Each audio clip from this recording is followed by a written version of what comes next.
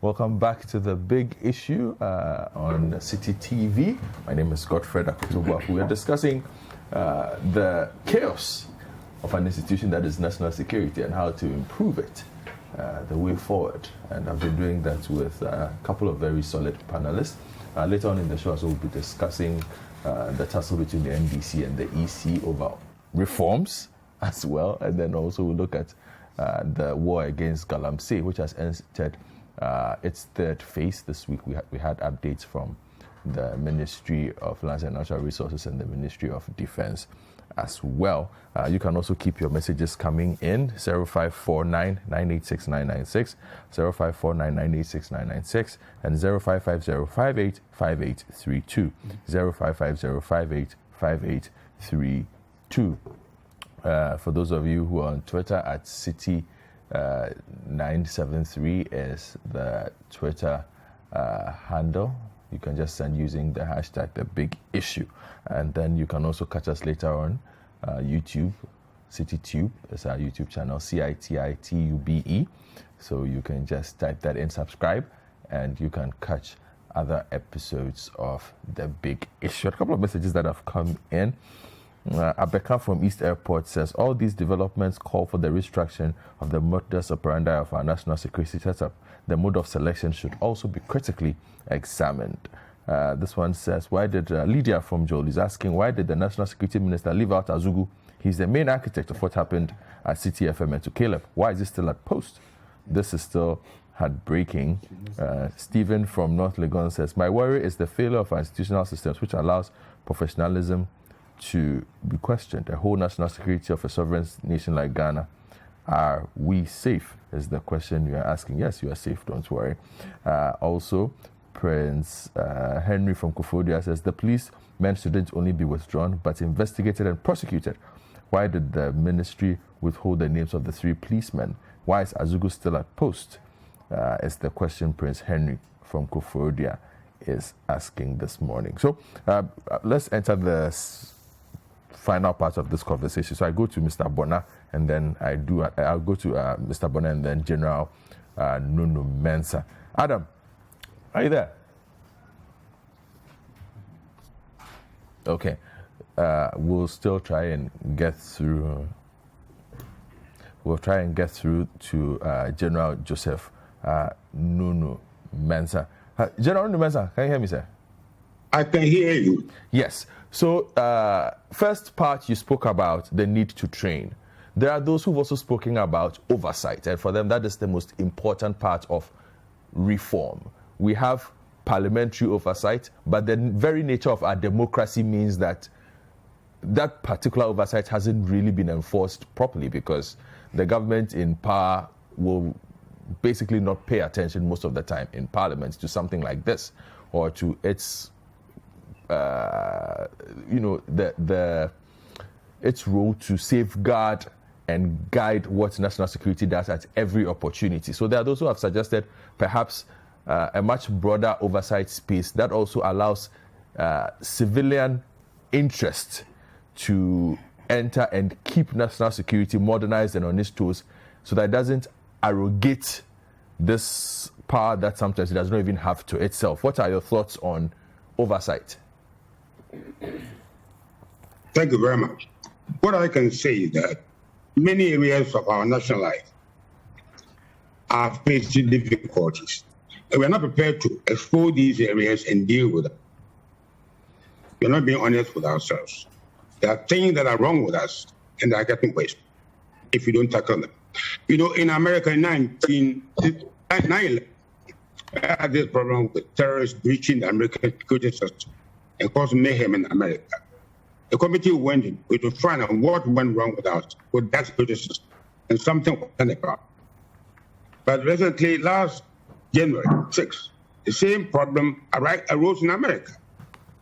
And that to deal with it, and try to find what went wrong when terrorists attacked the House of Parliament, Senate, and then the Congress. The point I'm making is that this institution that we set up goes still. So you have to keep on reappraising them and sorting them. I don't assume that once you set up a system, it's good for every day. It gets still. So continuously reappraise it and then, fix it up if something's wrong with it. what we need to do is to get a committee of very eminent people who know what. I mean, there's this gentleman, Kofi Kwanzaa, or Kofi, I haven't heard of him for a long time, who was involved in setting up the BNI from the SB in those days, and some legal people like Edmund Short and so on, to look at the system that we operate. System is defective in many areas, and we're not prepared to sit down and look at it. But the only way to do it is to sit up and look at a system, as I said, in great confusion, and sort it out. It should be a very simple system that should work. But political interests have also come in there. The two main parties we have, each one doesn't look at the national interest, look at the personal interest, party interest, and nobody thinks of Ghana as a nation. But Ghana as a nation, someone like me in my 80s, is in deep trouble. I look into the past, and Ghana that I am going to leave behind sooner or later. I get sad about it. Not that we don't know what is wrong with that. We know. But we don't have the courage to sit up and say, let's fix it. If it's MPP, look at the MPP and not the nation as a whole. With NDC, the same thing's happening. So Ghana is in deep trouble unless we're able to open our eyes, open our hearts, and look at the problems we face and fix them. Otherwise, we'll be in trouble. There's something wrong with our system. Look, in the military, for example, today, if you ask me, as a CDS, I had a problem because I will not be party political. I serve Ghana and not a party in power. Ghana through the president, to Ghana through the president.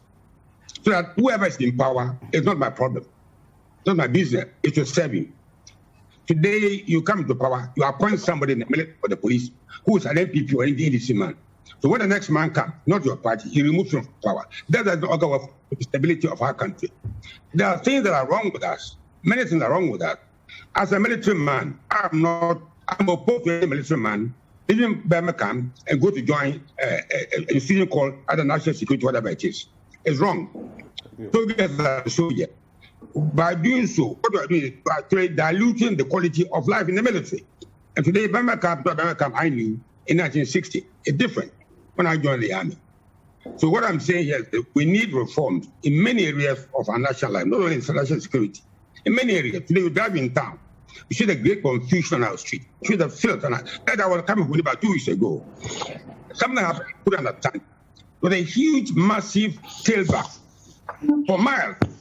When I got to the problem, after driving through this mayhem for so long, there was a little drop of rain which put some mud onto the road, and that mud caused a tailback, and nobody cared. Nobody bothered to fix it. So as a nation, we are thinking of ourselves, not even the country, and that is not auguring well for our future. So I'm saying that wherever we know there's a problem, let's get courage and get a committee. But as MPP, I don't serve any political party. I serve Ghana.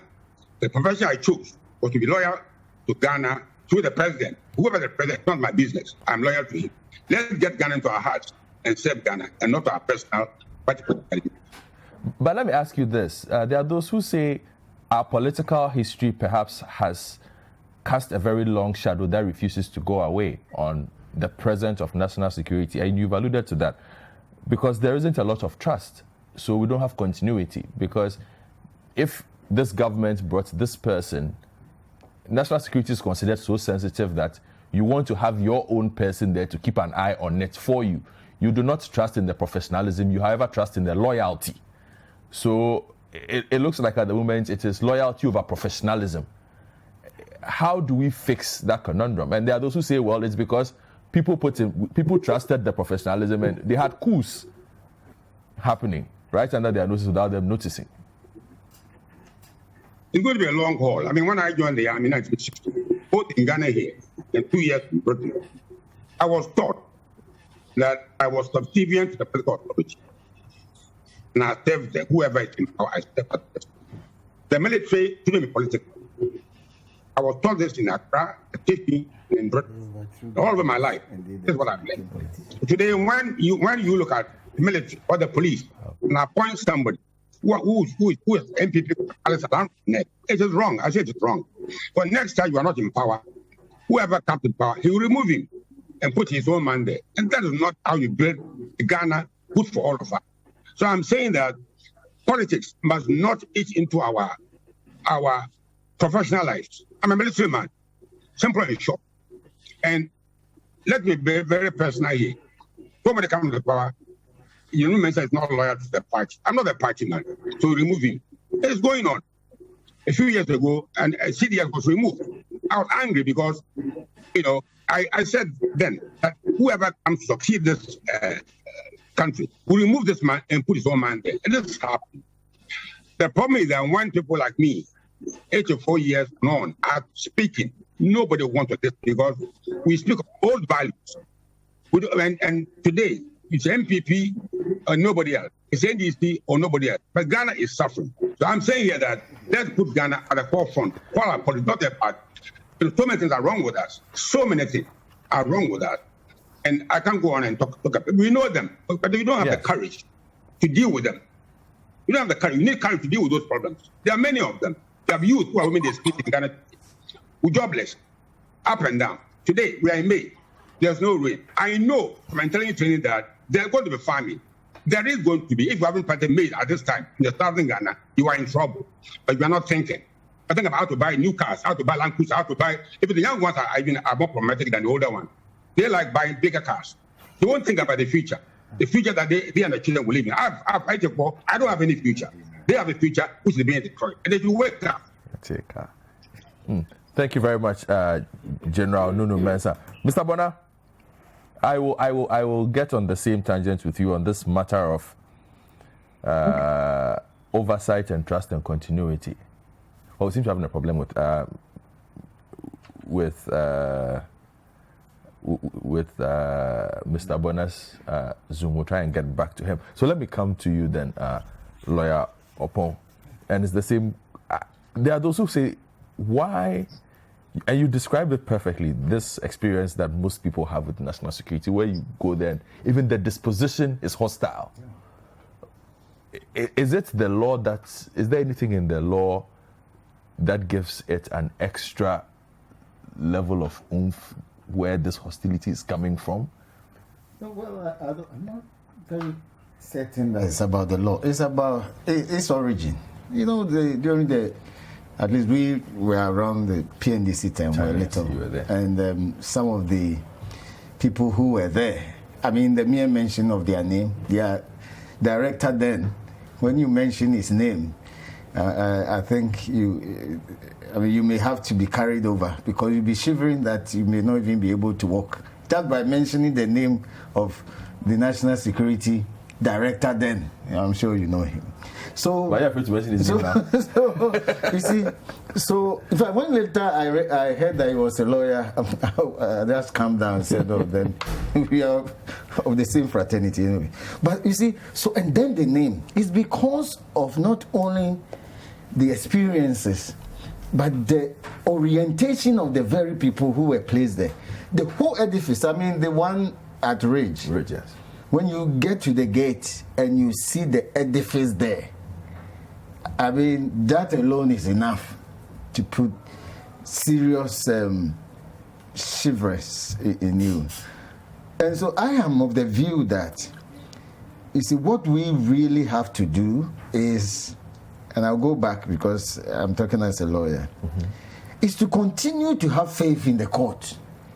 And I'm saying that if, you see, the ultimate supervisor of the conduct of all of us, even that of the president, is the court. When the court pronounces that any action or omission of yours is inconsistent with the law, it has violated the rights of another person, and these are the remedies, which remedies touch on you personally, I think that people will realize that they have no room to abuse, and that abuse does not pay. And so you may, within the system, the structures are there already. There are directors who supervise, the president is at the top when he's a chairman of the meetings of national security. If he's absent, the vice president chairs. They are all members. So for a system that the first and the second gentlemen, or if there should be ladies, at least according to the constitution, in terms of precedence, is the president, the vice, Then you talk about Speaker and Chief Justice and so on. So where there is a system where not only is the president a member and he chairs the functions, the vice president is also a member. And relevant cabinet ministers are also members. You go to the region, the regional minister representing the president is there at the top, and other people, regional coordinating directors, are there. So what other structure do you want? So it means that those below must know that there are people who have the authority first to determine your appointment and even to cause your appointment to be terminated in accordance with law. But I'm saying that above all this is the court. And so when they have even failed to exercise their supervisory role, which is clearly stated in the law, their functions are here. If they have failed, the matter doesn't end there. And I say that even outside the tribunal established by this very law itself, the ordinary courts still have jurisdiction to deal with these matters, especially of abuse of rights, interference with your privacy of communication and your home. The home doesn't mean, of course, not only where we lay our head. Here, place like this. It's a clear case of violation. And you cannot apply such illegality to resolve an illegality. That's why I was referring you to Kubaji case. That one of them is Abena Pokra versus NIB, which I was involved, unfortunately. The lady was so bold that she had to take her own employers to court on the basis of violation. She had a conversation with her journalist, and perhaps that is also for us, because the fact that we have the right to do espionage does not also mean that it entitles us to abuse the rights of others. So she had a conversation with the journalist, and the journalist recorded it and then sent it to her employers, because she was complaining about what she thought were instances of violation of the company's own rules. This is a very big financial institution. So then it was used against her and she was dismissed. She was bold enough to take it to court. That which that journalist did, or that gentleman did, and which had been used by her employers to her detriment, amounted to a violation. Whether she did the right thing or not doesn't come in at all. Up to the Supreme Court, the justices, Justice Dote and the team, confirmed that that act of recording others without their consent amounted to an abuse. And the company was made to, or an order was made for them to pay about 100,000 in compensation. This, if we continue to do this, those who have the disposition to violate our rights like this one will think again. Then there is this one, Raphael Kubaji, there is Michael Yebo Asare, Jesse, Assembly of God Church. This was a case which was pending before a district court in relation to land. A conversation was had between the plaintiff and a representative of the church. Then the person decided to bring that recording, secretly recorded, decided to bring it to court. And look, if you read that case and the analysis that His Lordship Justice Poorman and the rest gave, it throws light on all these matters, that care must be taken so that in even trying to prevent the commission of crime or uncovering the commission of crime, you must at the same time always bear in mind that when you violate the rights of that same person in his communication, in his privacy, you will pay for it.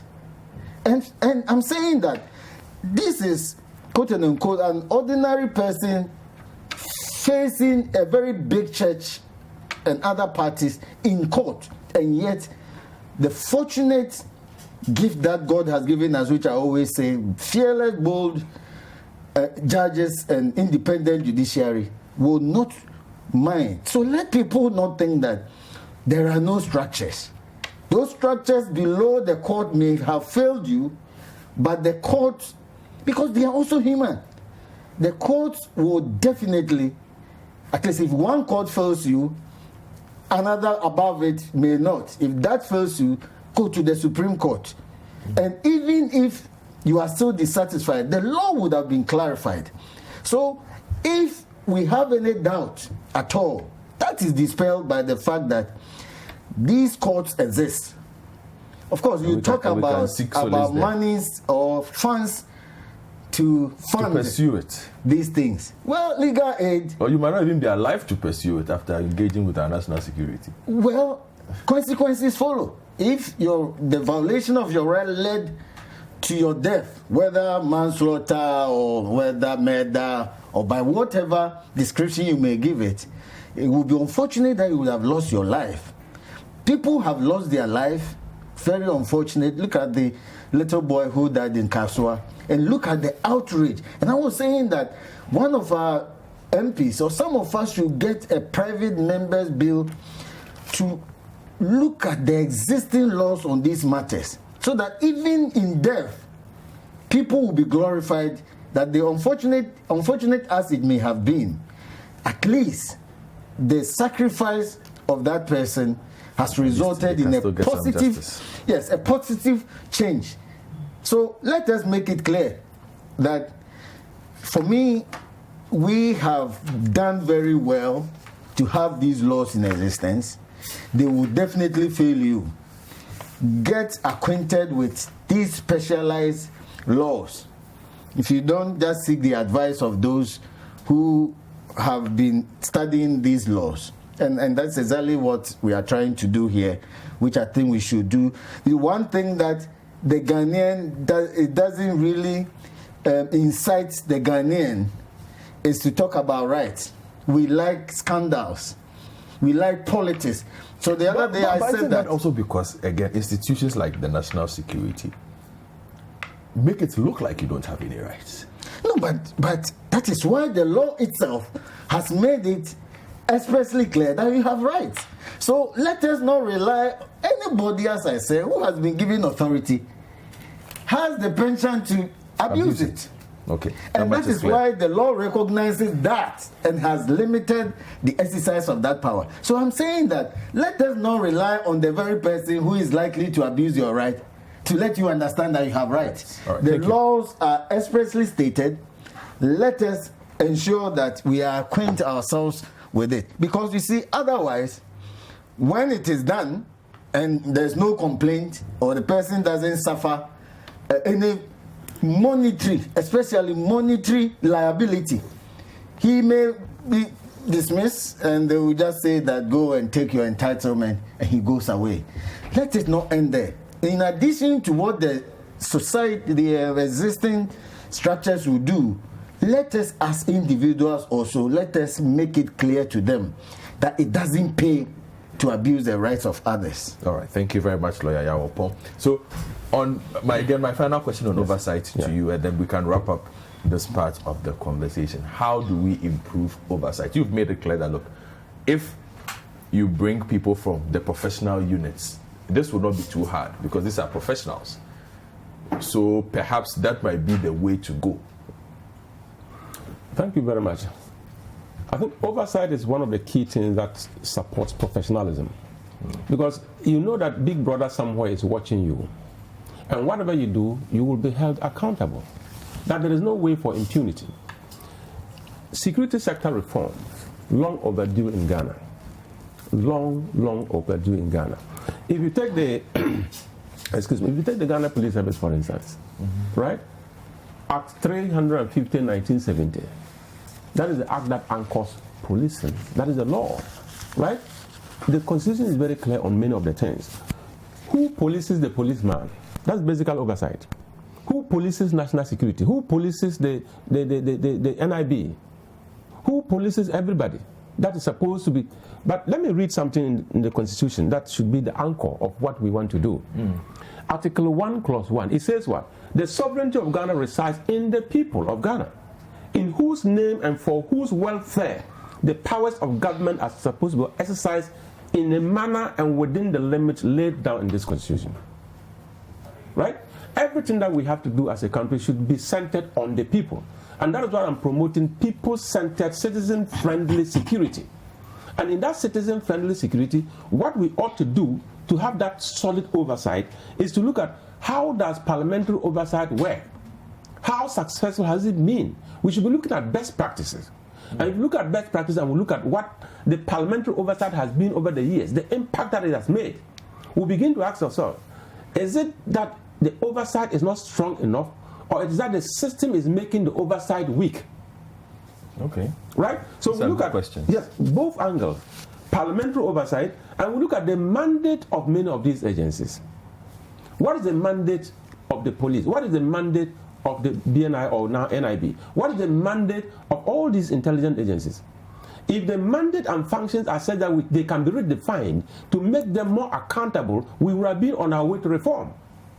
Because if your mandate gives you a task and your functions are said that within a year you should appear before a committee, right, to give the committee details what you have done and what you couldn't do, why you couldn't do that, because it's all about the public purse. For instance, Galamsey fight, Operation Vanguard, okay? How much did we spend in that battle that we failed? We spent a lot of money fighting Galamsey, yet we failed. Is somebody telling somebody anything? That amount of money that we spent from the taxpayer, is the taxpayer being informed, this is what we actually did with your money. But we failed because of 1, 2, 3 things. And that is why we are bringing Operation Halt. Operation Halt is coming on the heels of Operation Vanguard. And we are expected to learn from the failures of Operation Vanguard. What are the best lessons that we are learning from that? What is the new plan now? What is the new budget? How are we intending to operationalize this? How long do we intend to go with this Operation Halt? Is it another black or dark room that we are just moving into? And when we emerge at the other side of the corner, we say, in fact, we have failed again. Transparency is a key thing in good governance. And transparency is key in the security sector reform. You see, that militarist background that we have, I read somewhere a policeman was saying, when you are in the uniform and you carry an AK-47 and you think that you are on top of the whole world, remember, the uniform belongs to the state. The AK-47 belongs to a state. You are a civilian being clothed with state power. And when those things are taken away, you will come back to zero as a normal person. In fact, you'll be walking naked. And that is how can you see a lot of security officers, when they go on retirement, they're so traumatized. Because you wake up in the morning and you realize that you are really naked.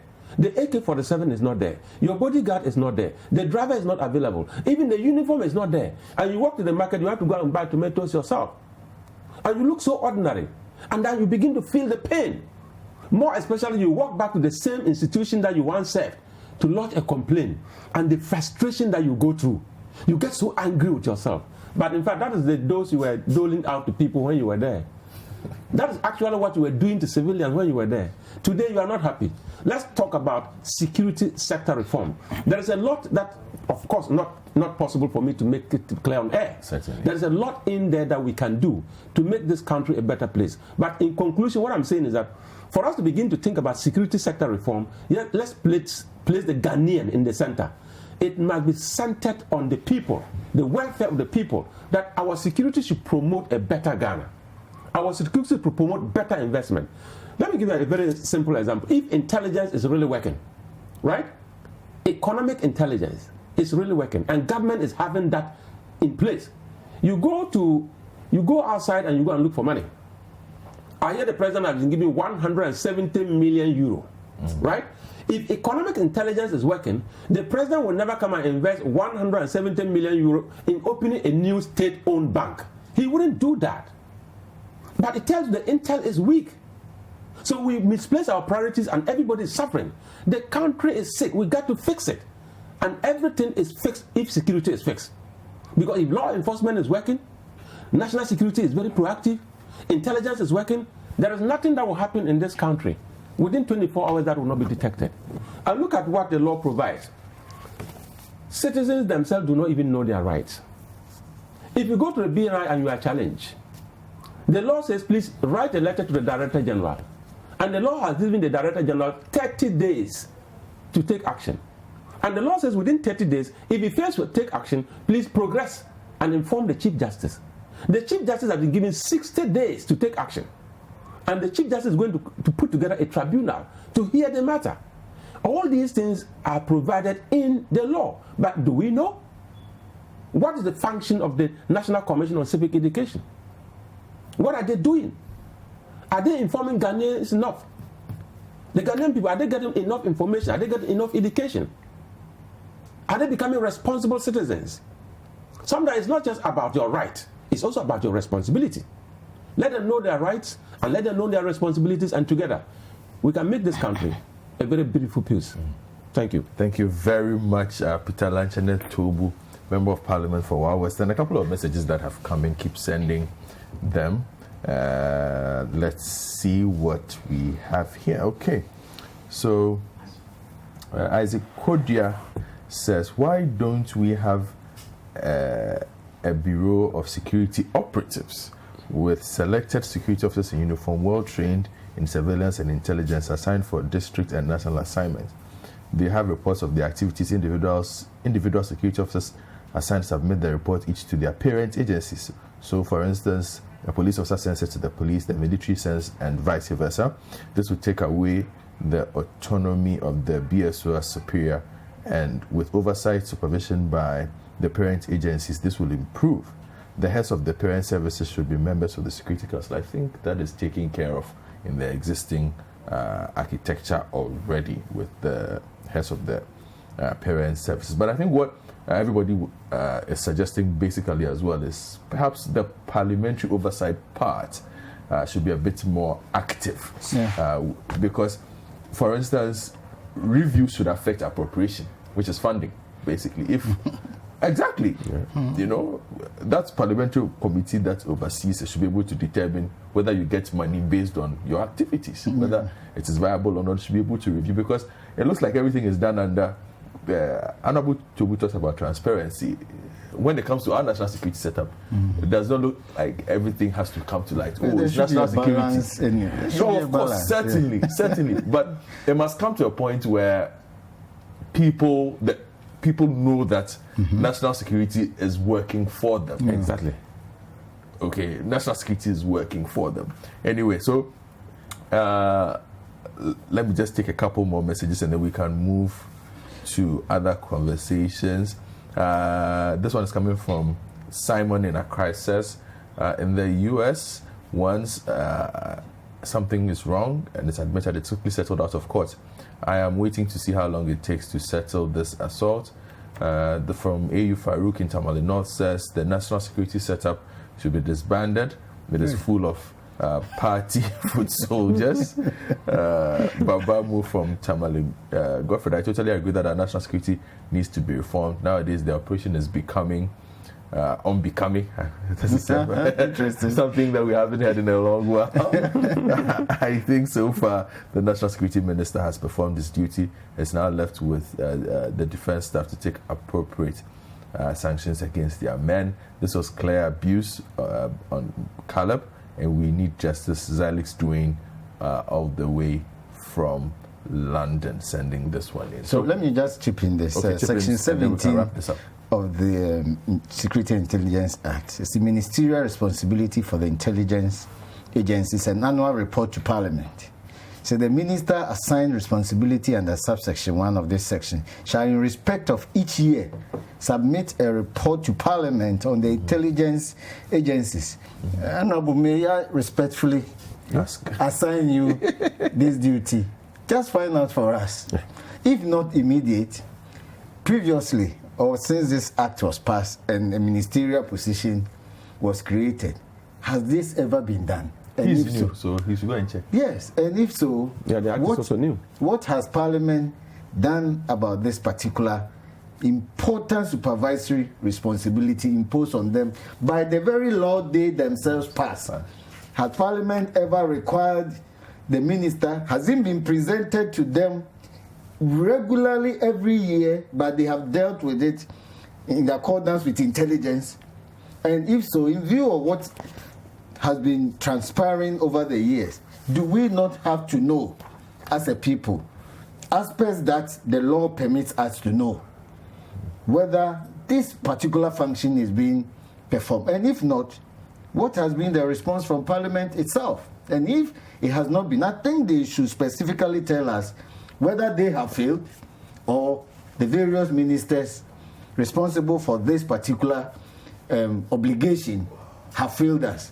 That can also be a way so that at par with the court, the Parliament itself, and as you said, if there have been violations, in this particular instance, for example, of your matter, a report should cover this one also.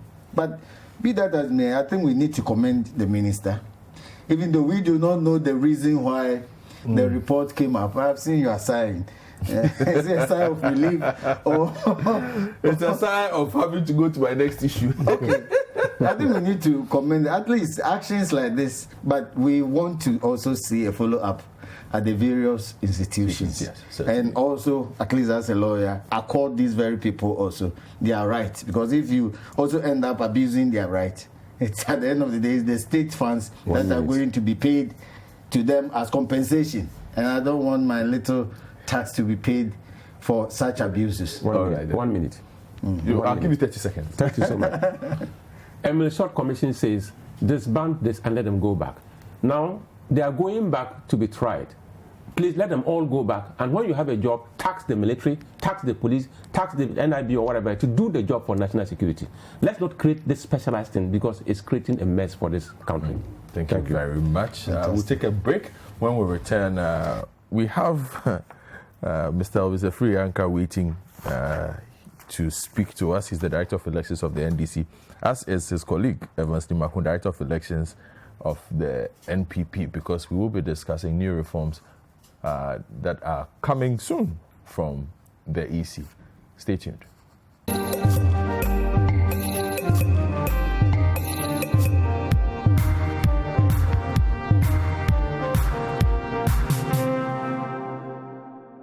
Lawful wedded wife to having to hold from this day forward. I do.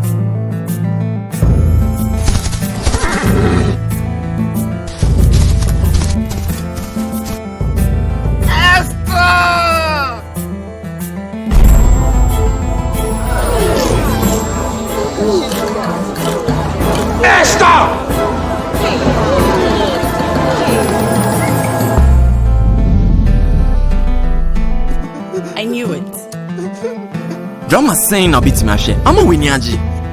For HD Plus, who feel. My HD Plus, nyanyon papa palma with HD TV. For star 879 hash for subscribe it. Not chow need to feel say see ya. Can I show you what an excellent courier and delivery service really looks like?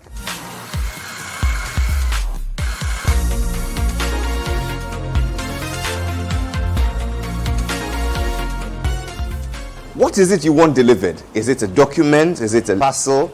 You name it, Agro Express is here for you. They are smart, they are prompt, they are professional, and above all, they are trustworthy. They come at the best rates you can ever imagine. Contact them for all your delivery needs, and you'll thank me later. Agro Express, any day for me. Now that's a go for you. Spread the word and make sure you patronize their service too.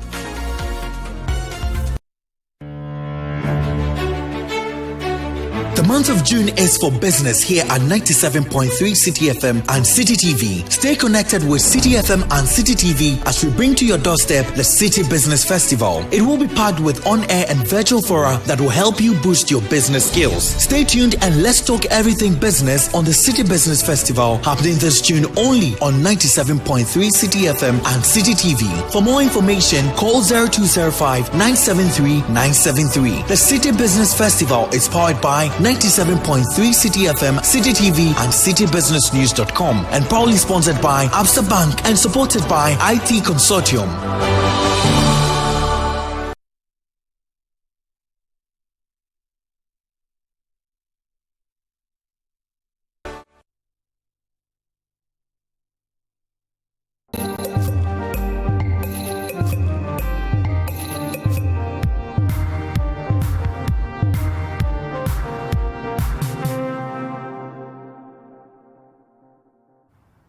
Welcome back to the big issue. We're discussing now the matter of electoral reforms as suggested by the Electoral Commission. And this is born out of recommendations from its IPAC review of the election 2020. And it says that this will form the basis for further dialogue and subsequent action. Now, this particular retreat, though, was boycotted by the NDC. And the NDC have responded to some of these suggestions. This was at a press addressed by Mr. Elvis Afrianka, who will be joining us on this part of the show. So we'll quickly listen to him on some of the things he said that they do not agree with from the EC side, and then I'll introduce a couple of new guests for this segment of The Big Issue. The 16 recommendations agreed upon by participants of the IPAC review workshop cover areas of voter registration, exhibition, filing of nominations, time for close of polls, and election security. 6 of the recommendations, however, are to be further deliberated upon by IPAC. They include a proposal for the validation of voters during exhibition to indicate whether voters will be available for the impending elections, and a proposal for the reduction of nomination fees for female candidates and persons with disability by 50%. The other recommendations to be further deliberated upon are whether data entry should be only at the constituency level, as well as collation of results at the electoral area level. The Commission seeks to also convince IPAC to agree to affix ballot boxes to tables or stands to prevent ballot box snatching. While these are yet to be finalized, IPAC agreed on polls closing at 3 p.m. instead of the 5 p.m. deadline, and certified collated regional presidential results to be announced by the chairperson of the Electoral Commission to reduce tension. IPAC also agreed to implement a continuous voter registration exercise that enables eligible citizens not in the register to do so with proof of citizenship limited to the use of Ghana card, passport, and the guarantee system. On this, a committee is supposed to be formed to come up with modalities in implementing the continuous voter registration. In a similar fashion, the stakeholders agreed for the EC to introduce an all-year-round voter exhibition exercise through the use of technology. In accordance with an advice from the EC chairperson, for stakeholders not to be in a hurry to change good electoral practices, IPAC maintained a 5-day period for filing of nominations and the current practice of special voting. IPAC, however, resolved to increase the period set aside for political parties to obtain signatures for the purpose of completing their nomination forms and to set the period for campaign after filing of nominations. On election security, the stakeholders agreed that it was a responsibility of the Ghana Police Service, but charged the service to periodically engage IPAC on security arrangements. The party at the press briefing explained their boycott of IPAC meetings, saying the EC's disregard to due processes was becoming alarming. The Inter-Party Advisory Committee of the Electoral Commission has agreed to change the closing time for voting from 5 p.m. to 3 p.m. The EC also wants to develop a system where the data entry of results will be at the constituency collation centers, from which reports will be generated at the regional and national levels. The NDC warned that these new developments were detrimental to Ghana's democratic processes. They presented some reforms that would remedy what they described as an impediment to a healthy election. The chairman of the party, Samuel Ofosu-Ampofo, said the party will fiercely resist the implementation of these recommendations. We don't need any intermediary between the constituency and the National Electoral Commission when it comes to the coalition and announcing of the presidential results, because we have only one returning officer for the presidential elections, and that returning officer is the Electoral Commission. And so no one is given any constitutional right to play that role at any intermediary level. And that is why we believe that the previous arrangement, where results of the presidential elections are collected at the constituency level and transmitted directly to the EC headquarters, must be the order of the day. Because in between the constituency office and the national office, cross-checking becomes very, very easy, for political parties to cross-check results that have been transmitted from the constituency to the National Electoral Commission headquarters. The Director of Elections of the NDC, Elvis Afriye-Ankrah, continued with more reasons why the proposals should be entirely rejected. Since the 1992 elections, polls have always closed at 5 p.m. This has worked perfectly without any challenges whatsoever. It therefore beggars belief that the EC would want to change this time-tested arrangement and go for a poorly thought-through alternative, which is bound to disenfranchise eligible voters and create needless problems for our electoral system. This is particularly so given the undue delay we usually record in the delivery of electoral materials to some polling stations and other technical challenges that usually characterize voting in this country. Elvis Afriye-Ankrah outlined some of the NDC's counter-reforms, which included a legal backing to the advisory role of IPAC and a review of the voting formula for parties with representation in Parliament during IPAC meetings. The participation of IPAC and its advisory role in the electoral process should be given legal backing without encroaching on the constitutional independence of the Electoral Commission.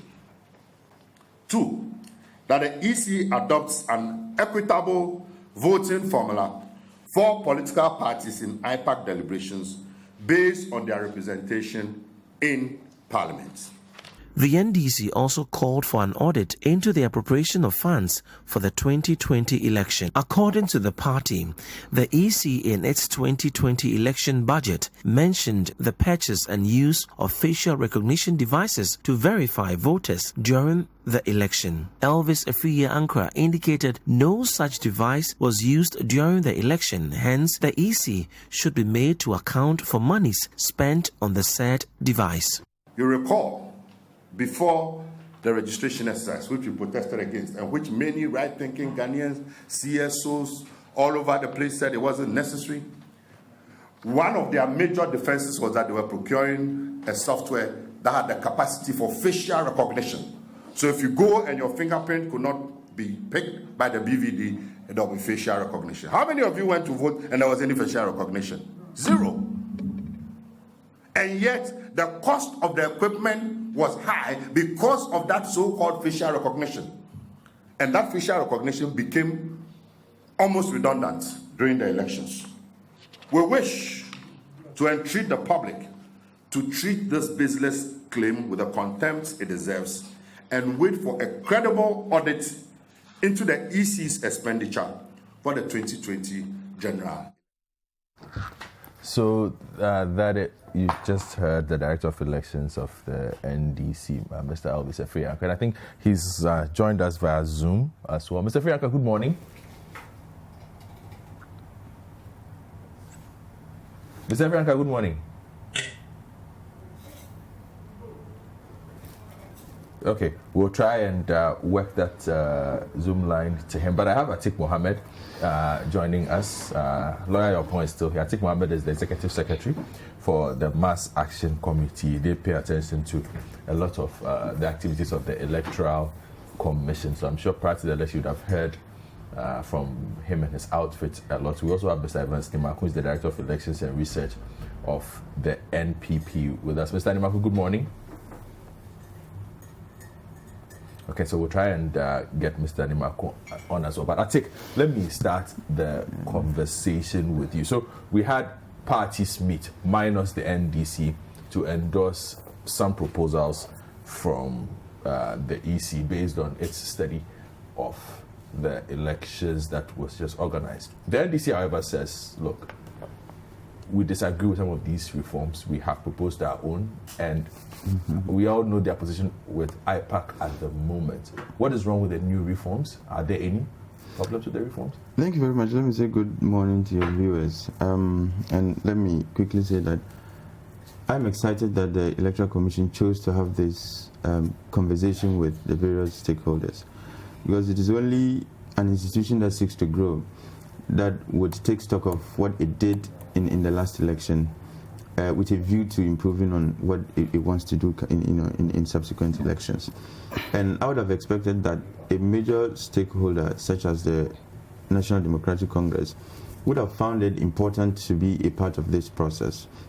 However, they elected not to be. So I am saddened by their choice not to be part of this workshop, because one of the intangible commodities that Ghana has sold to the world is democracy. And so if we all pride ourselves, and I'm sure you have traveled extensively, anytime you get yourself in the midst of other African countries particularly, they tend to tell you that, oh, Ghana, you guys are doing well, we are excited about your progress as far as democracy and democratic consolidation is concerned. So for us to be doing things that would undermine this journey for me, or to be doing things that in some way have the tendency to undermine this progress that we have made, for me, saddens me. But having said so, I think that the Electoral Commission, let it not be understood or misconstrued that the Electoral Commission imposed proposals on participants. It was a brainstorming exercise, so the outcomes are a function of what really happened at that workshop. And if you read the communique, it tells you what really transpired. People came with ideas, the Electoral Commission suggested some ideas, and it is not everything the Electoral Commission suggested that was swallowed hook, line, and sinker. There were others that participants requested be reviewed. Others, they said, look, these are not sustainable, so if there is a way to abandon them for now. So these were deliberations that participants actually engaged in. And they came up with some very interesting, and if you ask me, very progressive recommendations or proposals. Look, and it is not as if some of these proposals are made in a vacuum. They must be situated in the context. The Electoral Commission conducted an election. It had some experience, some good, some bad. And going forward, they are like, look, we need to have a menu of proposals that will enrich our work as far as the conduct of elections in this country is concerned. So they suggested some proposals. Participants who are also really stakeholders in the process also said, look, we also took part in this process and we have our fair share of experiences. And we think that if we do A, B, C, D, it would help the management of elections in this country. It will help deepen or consolidate our democracy. And one of the things they suggested, which I think is just an extension of what is already existing, is the all-year-round registration of individuals who turn 18. It's not as if we didn't have this arrangement. And so for somebody to come out and say, look, we don't support this idea, and that there should be limited or mass registrations, it beats my imagination. Because there are cost implications when you engage in limited or mass registrations. And to the extent that we invested heavily, and quite justifiably, in procuring IT infrastructure that would make sure that the Electoral Commission is able to house a database, I do not see why we should still be spending money doing mass registrations. So the Electoral Commission is convinced that with the infrastructure in place now, they don't need to have periodic mass registrations. And that if you turn 18, just go and register. The database can automatically contain you. But hold on there for me. Will the parties have access to this data all year round as well? You see, this is the thing. Parties, because I think that is key. No, it is not as if this practice is new. It's something that's already in place. We already have continuous registration. Yes. So are you asking that are the parties? But the parties are aware of what happens. They are there. They have representatives there, don't they? Not necessarily. The continuous one, you don't necessarily have to have representatives. Once the person turns 18, the person can go to the district office of the Electoral Commission and tell them, look, but of course you have to prove that you've turned 18 and that you are Ghanaian and all other criteria are satisfied. So it is a practice that is there. But it was complemented with limited and mass registrations. Now the Electoral Commission is saying that we now have a robust infrastructure that would entitle us to proceed without having to do these limited registrations. I think, hold on for me. Obviously, he wants to say something. So let me just get Mr. Frianka. Mr. Frianka, good morning. Good morning. Thank you for making time for us. Atik was just explaining a few things. Hello. Yeah, Mr. Frianka, I can hear you. The line is not clear at all. I can't hear you properly. What were you saying, please? Yeah, so I was asking, why has the NDC taken this strong-headed position to continue not to deal with the EC, even in an exercise as important as one that improves the elections of this country? Yes, but if you can hear me, the line is bad. The line is quite bad. Can you hear me? So yes. I'll make my points. Now, hear me, please. Yes, much better now. Go ahead, sir. Okay, so let me put. Okay, now there were a number of reasons why we had a press conference. The first reason was that EC made some as to the sanctity, the best elections in the history of this country. So we put out facts to dispute that. Again, the EC put out some. Mr. Frianka, the line is bad. I think we'll try and reach you via phone. Mr. Frianka's line is quite bad, so we'll try and call him via phone to have a clear line of conversation. Yes, I was making the point that, look, it's not as if this is a novel introduction. It is something that is already subsisting in our electoral management arrangement. So for somebody to say, I do not agree, and that the Electoral Commission's attempt to save this country a lot of money is something that they would not accept. For me, it beats my imagination. But they also went on to make some rather very outrageous claims. For example, yes, the suggestion that, elections be, the timing for voting be brought back to 3 p.m. They claim that this is unreasonable. And they say it will disenfranchise people.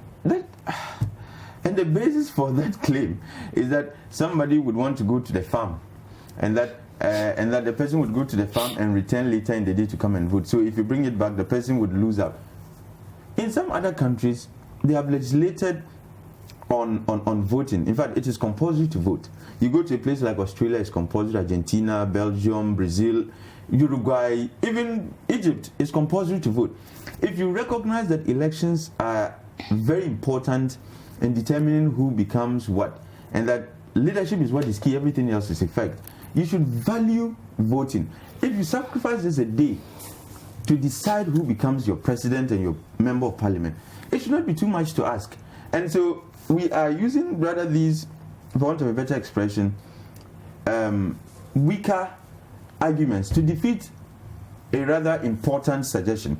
I would have thought that the reason why this proposal is being kicked against is because there are some other superior reasons.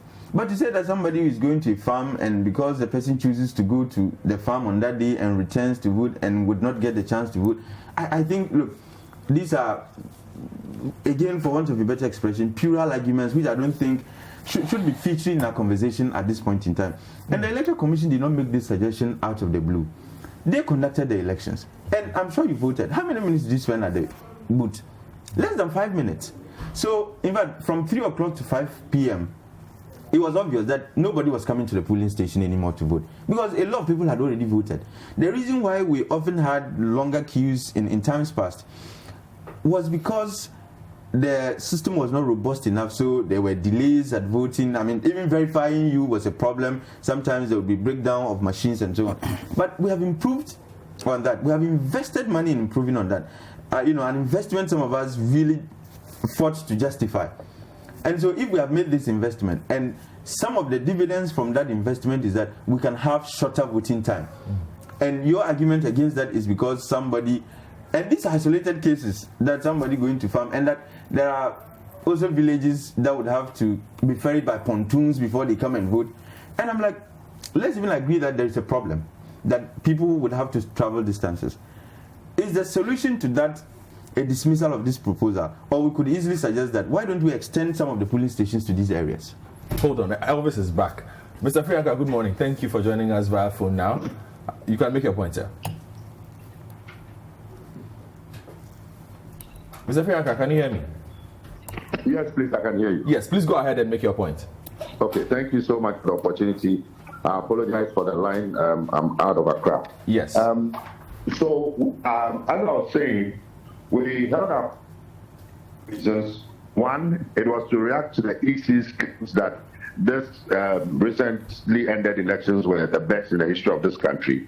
2, to counter some of the EC's reform proposals, because in our view, some of them were untenable, and then explain why we boycotted IPAC, and then also put forward some of our preliminary proposals for reform.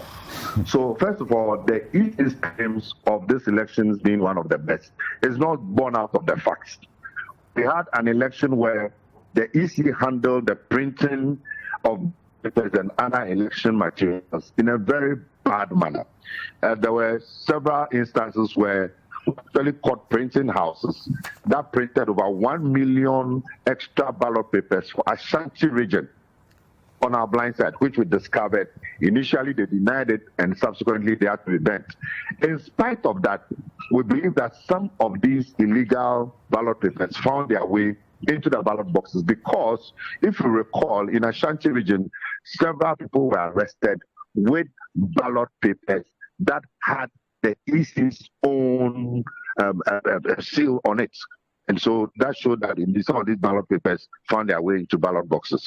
Again, this is one election where we had an unprecedented number of rejected ballot papers due to the use of the unapproved stamp pad. Stamp pad, the ink was not the type of ink that we'll be using in previous elections. Again, you have a situation where the state... Hello? Hello? I can hear you, Mr. Free Anchor. Please go on. Thank you.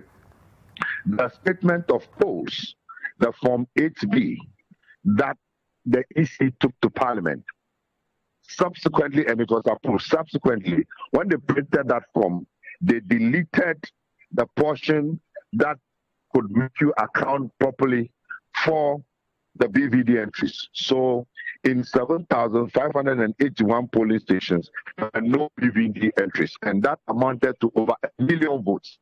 And then that opened room. Serious manipulation of figures. As we said today, if you take all the constituency elections for the presidential and you collate them together, what you will get is 13,118,640. If you take the regional results and you collate them, you get 13,119,460. So the question is, which is which? So in the face of all this, I think it would be absurd for anybody to suggest that this particular election was the most credible in the history of this country. There was a vote in favor of starting in a runoff polling, where first time in the history of this country we've had 3 different results, and up to now you don't even know which one is the correct one. The EU report stated clearly that there was no transparency in the processes of the Electoral Commission, and as we speak today, the SAR people have been disenfranchised. It's never happened before, just to pave way for Amewu to become member of parliament. And as for the so-called savings by the EC, the least said about it, the better. As we speak now, for the past 5 months now, allowances for the temporary staff who work for the EC, they've not been paid. So if you are owing staff, you haven't paid them. How then do you claim that you've saved money?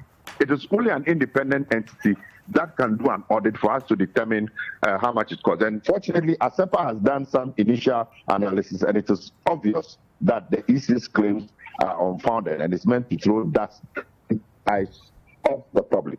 But Mr. Freeman, all I'm saying is a lot of the points that you've raised were issues that you could have perhaps even gotten answers to if you had attended the IPAC meeting that you decided not to attend.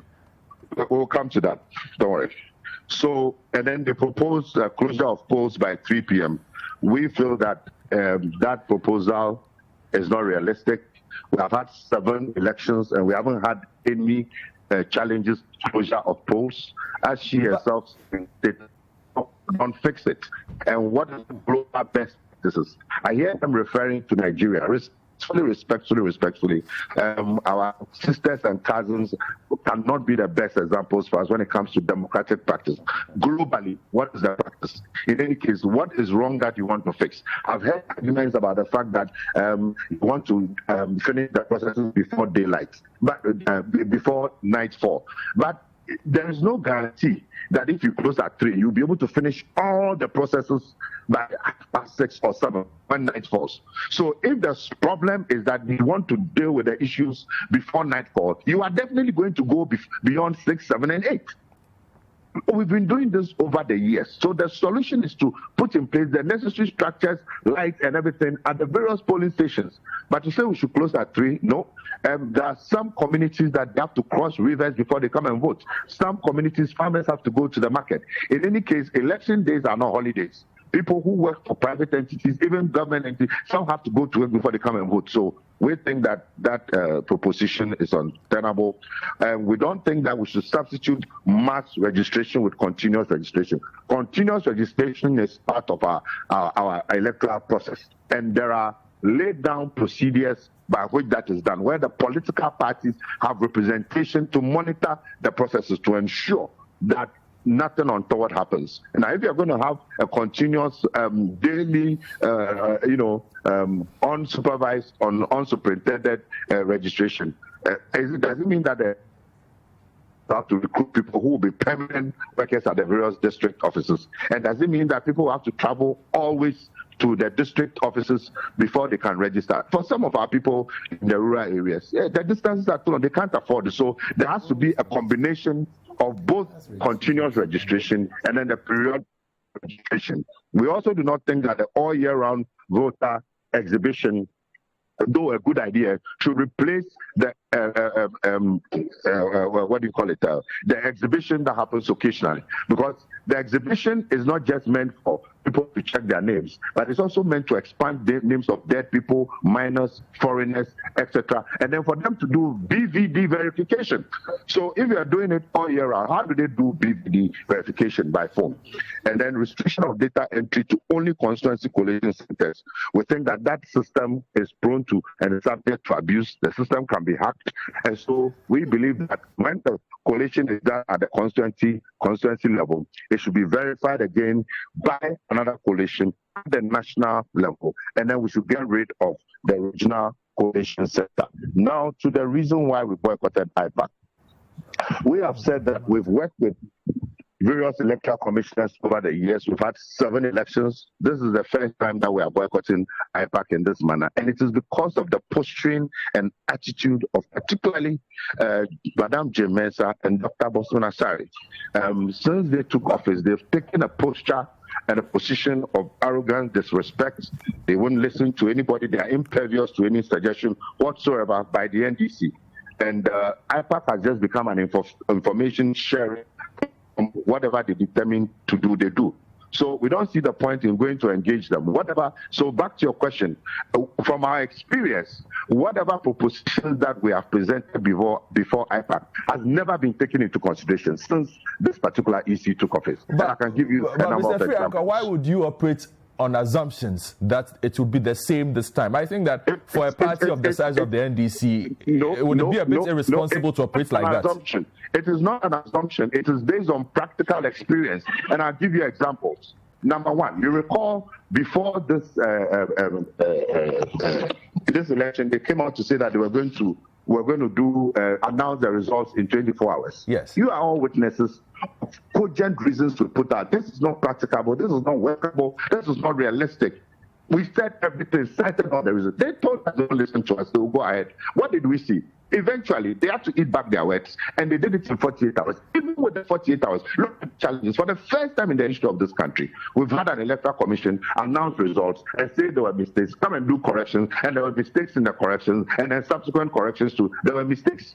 Anything that is done hastily always leads to problem. We would have thought that the proper thing to do is maybe let's test this during referendum or maybe just assembly elections, and then we see. Then we can all discuss the pros and cons, and we agree. But you don't just come out and impose this on us. And we are saying that constantly, you have an electoral commission where Bosman Asari has come out to say that the NDC is an existential threat to Ghana's democracy. He said that. He has to withdraw that statement. Because if you have a referee of an entity, a football referee, Bofaka and Dwarfs are going to play a match, and the referee says as of Bofaka, they will never qualify to Premier League. That referee even needs to be sanctioned. Have an issue. So he must withdraw those statements and then create the conducive and congenial atmosphere that we can deliberate. You know, there's also something happening. we are asking for equitable voting arrangement based on representation in parliament at IPAC. We have collaborated very well with the smaller parties, PNC, CPP, APC, and some of the other parties who have been involved in the electoral process. But imagine a situation where there's a Premier League. After the Premier League, you are going to do a review of that Premier League. And then you're going to bring second and third division teams to be part of that review process, and they take decisions that I think that is unfair. That is an unfair categorization of the parties. It is, and it is backed by law. Look, the first did they not participate meeting, in the election? Please, let me make my point. The first IPAC meeting that we went to, this is 2019. The Electoral Commission, 2018, the Electoral Commission themselves, they came out to say that we inspect political party officers. The law says that political parties must have representation in the country, must have officers, must have founding fathers in all the districts. They themselves said they were going to go out there and check all these things. We don't even have a problem if the political parties do not qualify for all this. That is not the issue. The issue is that to the extent that critical decisions that impinge on the next elections are going to be taken, and we, the major opposition party, we have 137 seats in parliament, 137 seats in parliament, you must take our views into account. And the president but you did not show up, Mr. Frianka. You did not show. It is a protest. We did not show up because of the president and the people that they've shown up continuously. There's a saying that if you continue doing the same thing in the same way and expect different results, it's akin to madness. We are not mad. So it's a clear signal. That's why we're having this discussion. Let the whole world know that of the EC over the years, we've given you copious examples. If they change, we will also go and engage them. Right. And let me say that for once, at least I engaged Dr. Sribokwaku on a sister radio station, and he said the proposition they've brought are subject to review, and I think NDC brings their counter proposal. We'll all sit down and look at it. It's the attitude and posture we're asking for. Once they do that, we'll engage them. A team that is looking at proposals for reform, and it will come out within the next few days or weeks. And then we will go and engage the EC, civil society, youth, media, that all of us can discuss it in a very, very conducive and congenial atmosphere, and ensure that we have an electoral system that will be beneficial to all Ghanaians. Let me ask you this. What do you say to those who accuse you of behaving exactly like the EC you are accusing? Because you have listed your own counter proposals that you want discussed, but you won't show up to discuss those counter proposals, basically also saying, well, this is what you want, this is what we want. If we can't have our way, then there'll be no peace. I thought I didn't speak Swahili. I spoke English. I heard you clearly, sir. Did I say that? That's your own interpretation of what I said. Well, I have said that your actions are open to interpretation, and that is what will happen. That's your interpretation. Respect is what interpretation. I have said that respectfully, based on the precedents, and I've given you concrete examples. What is more serious than the EC saying that they would declare results in 24 hours? You know the implications, the ramifications. We spoke. People were asking us on some of these questions. At the end of the day, we're not burned out by what happened. So consistently, since this EC took office, we have seen that behavior repeated itself. When you go for the meetings, you state your position. They say they are not bound by IPAC decisions. In any case, why? They've gone to bring all these other political parties. So let's vote. At the end of the day, you have one vote or two votes. MVP has one vote or two votes. All the other parties have one vote each or two votes. And they are 10. At the end of the day, they say they voted. Okay, majority carries the day. Is that what we're talking about? Is that what we want? But what is the difficulty? You not be part of that fraud. It's deception. Let me ask you this, though. You alluded in your submission to the good relationship you enjoy with the second and third division clubs, that, as you have labeled them. What prevents you from convincing them that your position or your argument is what will benefit everybody else, so that instead of them joining the other side to give the 10 votes, they join you and you get 10? Okay. So I don't think you are paying attention to what I'm saying. First of all, for the East, even started the so-called retreats. they have already stated these so-called propositions. And we're saying that in our experience, it has all been like that, consistently. It's not once, not twice, not 3 times, consistently. So it doesn't matter how cogent our views are. It doesn't matter. In any case, I've mentioned, and I didn't say that PNC, APC, CPP, I mentioned specific, they are a second or third division tier. I didn't say that. They have been participating in elections. We collaborate with them. We're on the IPRAN platform. So don't misquote me. But I'm saying that we have a situation where these other parties, who, if we're going to like which ones? Which ones? I don't even know their names, so I don't even keep it in my head. It's easy for me to mention APC, PNC, CPP. I don't. You something. You can't even keep. Liberal Party of Ghana. Do you know them? Do you know their officers? Do you know their officers? Hold on. Do you know Liberal Party of Ghana? Please, let me make my point. So the point I'm making is that consistently over time, what we have seen is that we have an issue where they come out with propositions. It doesn't matter what the biggest opposition party, who currently has 137 seats in parliament, that won over 8% of the election of the votes, the presidential votes, 6.2 million people. And the EC has consistently shown that they will not regard our views. So it is a work to draw attention to the entire public that this is the circumstances and are going to go to IPAC. They must change their attitude and be more open and be more responsive and receptive to other ideas. When that happens, we'll be willing to engage. All right, then, Mr. Friaka, thank you very much for this time. I know you are in a seminar somewhere, so thank you so much for making time for us this morning. So that is Elvis Afriankra, Director of Elections of the NDC, explaining their position on the matter. So I tried to engage him on a couple of matters regarding this IPAC meeting and the NDC's position on IPAC and the reforms. And just to be clear on what the NDC is proposing on its side, they are saying that the participation of IPAC and its advice role in the electoral process should be given legal backing without encroaching on the constitutional independence of the Electoral Commission, that the EC adopts an equitable voting formula for political parties in IPAC deliberations based on their presentation in Parliament, that the Electoral Commission complies with the use of the legally prescribed statement of poll pink sheet provided for in our election regulations to prevent the omission of BVD entries so as to preserve the ballot accounting process and make it possible to check multiple voting, ballot stuffing, impersonation, and other forms of rigging, that the high rate of rejected ballots recorded in the 2020 general elections be addressed through the use of the appropriate ink pads, and that same should be stipulated in our election regulations, and quite a few. But I have Evans Nimakun, who is Director of Elections and Research of the NPP. Do forgive me. I want to be done with them, then I come to you in studio. Mr. Nimakun, good morning. Mr. Nimakun, good morning. Hello. Yeah, Mr. Nimakun, can you hear me, sir? Hello. Yes, I can hear you clearly. Yes, are you able to hear me? Yes, I am able to hear you. Okay. Thank you for having me.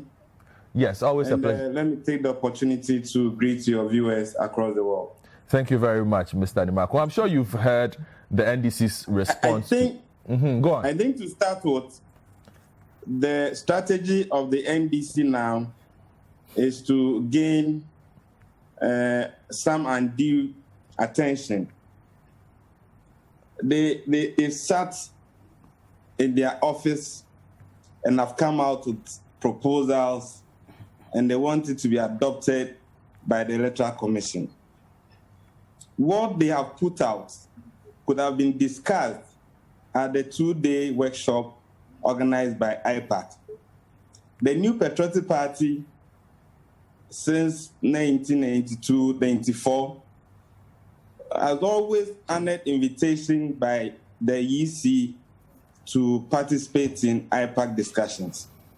And I'm saying that this is a strategy of the NDC, having lost the 2020 presidential elections, want to be giving this kind of attention. We would have been discussing the proposals from the IPAC instead of discussing why they didn't participate or decided to have a certain relationship with the EC. That is their precept. But they must get it clear that enough of their war drums. Not too long ago, we heard the national chairman, Mr. Ofusu, saying that 2020 was the last time they would have gone to court. And that the 2024 will be different. We've heard Mr. Siedun Ketia. We've heard Efri Yankra. You saw the posture in his press conference. We've heard Nasiru. Ghana is run by a law. We are not a lawless state. We are a nation that is governed by a constitution. And so it serves everybody's right to allow the law to work and comply accordingly. We had correspondent to attend IPAC meeting on the 21st of last month. The EC gave communique to all parties to submit nominees for a workshop. The date was 13th and 14th of last month, but was postponed to 18th and 19th. Parties that met, political parties, media people, security, NGOs, other development partners, had discussions. The communique was signed by political parties. It was to review the 2020 presidential and parliamentary elections and the way forward going into the 2024 elections. Yes, definitely not everything went on so well in the previous elections. And so what are the steps that have to be taken to ensure that we will have a very smooth, transparent election in the 2024 elections? The NDC refused to honor the invitation that they are entitled to. But they should not run down what was done at the workshop. And let me get to what was done at the workshop. Of using intemperate language, and that cannot be accepted by anybody. Mr. They must accept that the 2020 presidential election, they lost. Majority of Ghanaians voted for His Excellency Nana Addo Dankwa Akufo-Addo. That much is clear. He's been sworn in, but I want to focus a bit. Mr. They may choose to come or not to come, but we will go at all times and make our case. Hey, part of the discussion, aside closing polls at 3 p.m., were that the EC must come out with modalities to ensure that there will be practicality in conducting continuous registration, which is in the CI. But we said that in view of the difficulties, let the IPAC put together a committee that will come out with modalities. We also mentioned that, yes, in order to ensure that there's female participation and involvement and persons with disability, their filing fee must be half of what will be agreed upon or what will be communicated to us by the EC.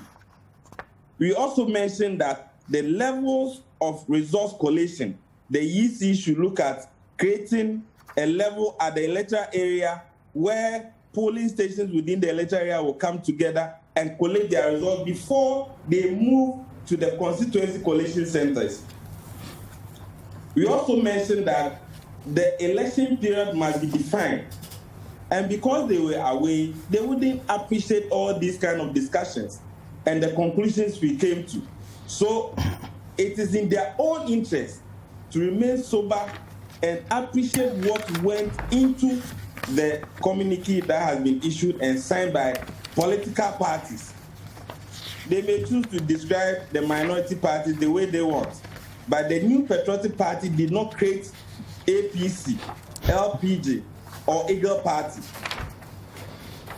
Thank you, Mr. Nimako, for that initial submission. Just stay on for me. I think, so you've heard Mr. Nimako now, you've heard Mr. Frianko's position on the matter. He feels that, and basically he's made it clear, this is a protest, and they want the world to know why they are protesting, which is why they have chosen this method of not showing up, and have also outlined their own reforms going forward. I mean, somebody staging a protest should do so on the grounds of some very strong and not feeble reasons. That the reason, if what I heard him say is anything to go by, that they have elected not to honor the invitations of the Electoral Commission simply because, in their view, the chairperson of the Electoral Commission is arrogant, and that Mr. Bosman Asari is equally arrogant. You see, the Electoral Commission is body corporate, and in dealing with them, we are not dealing with the individuals. We are dealing with that body called Electoral Commission. And let me correct this factual inaccuracy. He claims that this is the first time they are protesting, or they have decided not to honor any IPAC meeting. It's not true. In 2020, they boycotted quite a number. In fact, at the time, I was privileged to be politically active, so I know this for a fact. So this is not the first time. But you see, listening to some of the reasons, I feel very worried. The reason is that, look, Ghana's democracy, we've come a long way. And it appears these are retrogressive steps. I mean, we've got to... Oh, yes. Which one? Give me an example. Everything about their conduct is retrogressive. To the extent that their view is that unless the Electoral Commission comes to prostrate before them and say, oh, the National Democratic Congress, we are sorry, forgive us our sins. We are not going to honor invitations to participate in discussions that would take Ghana's democracy to the next level. I feel very saddened about. I feel very sad about that. And again, you listen to their rejection of the proposals that emanated from that meeting or that workshop, and you can't help but to come to the conclusion that the rejection is born out of their naked hatred for the Electoral Commission and some officers of the Electoral Commission. Oh yes, of course. Like to say that the 3 p.m. one, there are those who have suggested, and listen to me on this. Sure. There are those who say that, look, our democracy is growing, yes and all. Yes. But we are a country where we say we are starting elections at 7 p.m. And in certain places it starts at 1 p.m. Yes. So if you bring it to 3 p.m. And the election started at 1 p.m. And so you see, we must insist on institutions or systems working. But that cannot be a reason or enough fair grounding for us to say that let's dismiss this proposal because we feel it is not actionable. What I want to know is that suggestion actionable? The answer is yes. Of course, there are isolated cases where during elections there would be delays and so on and so forth. This is granted.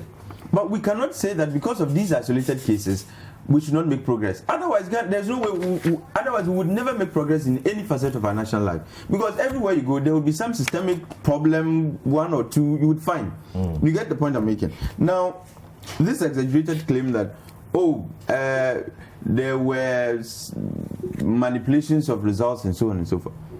To the extent that this case has been adjudicated and settled, they are still doing post-adjudication adjudication.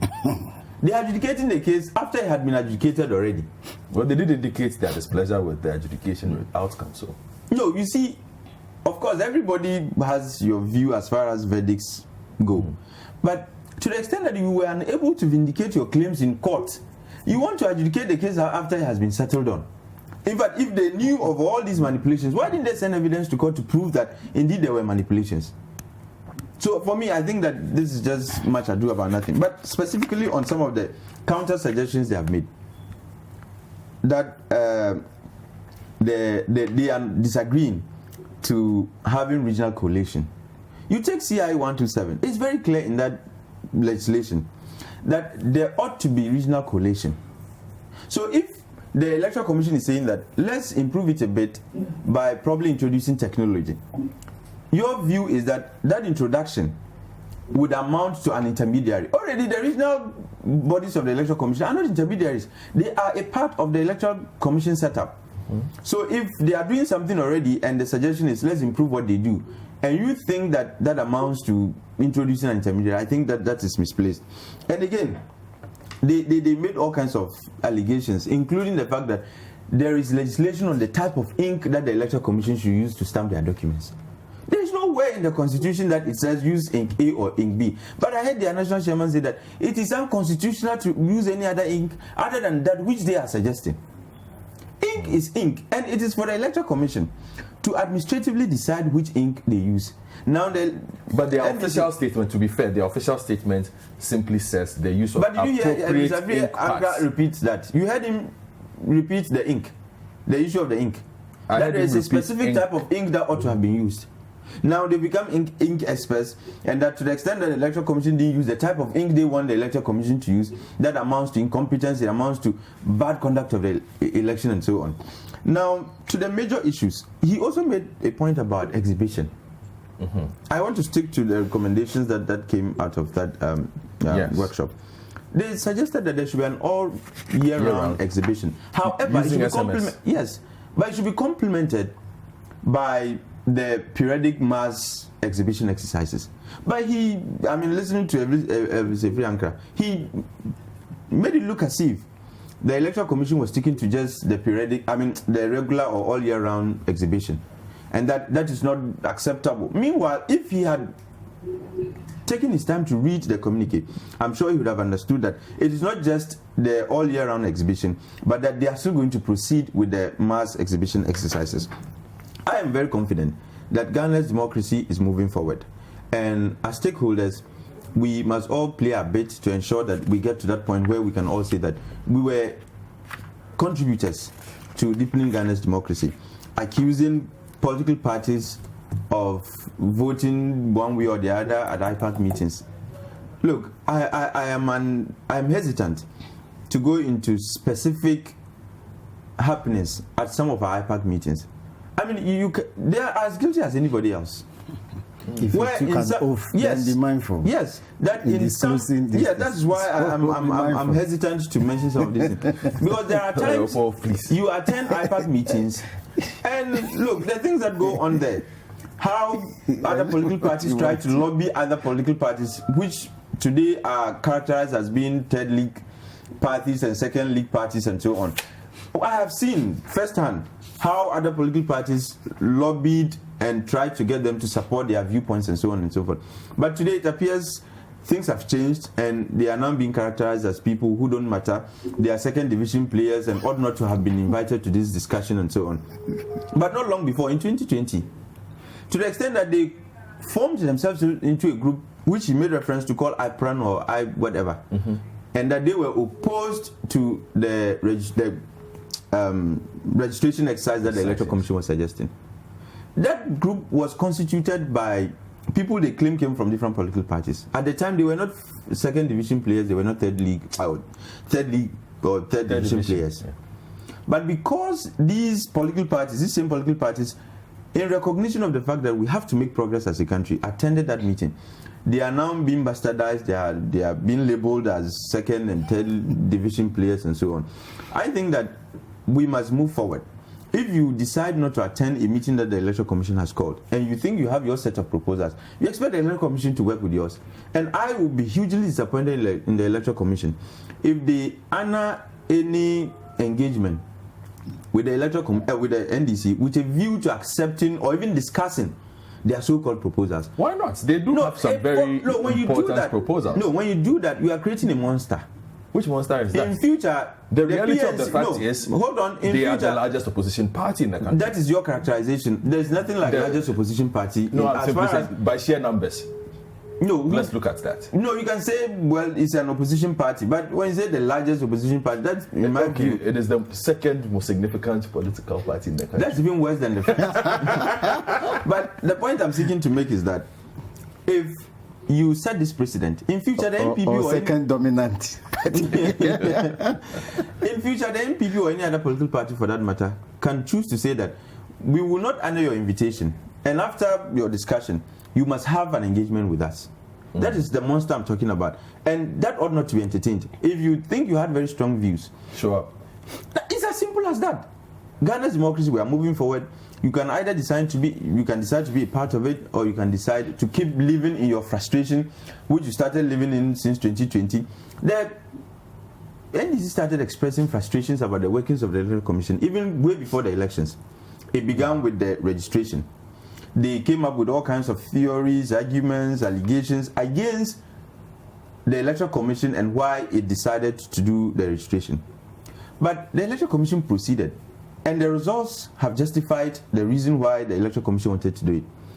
They have not come back to say, oh, we are sorry, we misunderstood what you wanted to do, and so on. But they are still holding on to the fact that the Electoral Commission misbehaved and that they acted incompetently. even though the results are there for everybody to see, and I'm sure even the NDC are very happy that the Electoral Commission did what they did. But they haven't come back to say, oh, we were wrong and the Electoral Commission was justified in what they did. Now, we are having another episode where the Electoral Commission is saying that stakeholders, we have done this, that's in the past. But that should inform us going forward. What do we need to do? If you have any ideas, let's share. They say, look, we are not going to be part of this process, and that we have ideas which in their estimation are superior to everybody else's. That's not what they said. Oh.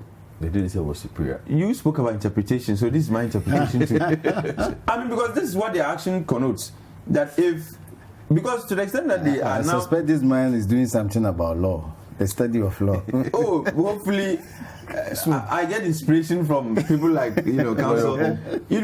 For me, Ghana must progress. Mm-hmm.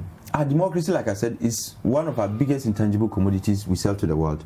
And we must ensure that we safeguard it, we grow it, and we continue to sell it to the rest of Africa and the rest of the world. As for these, actions and tactics by our friends in the NDC, I strongly think that they are not helpful and we need to make progress.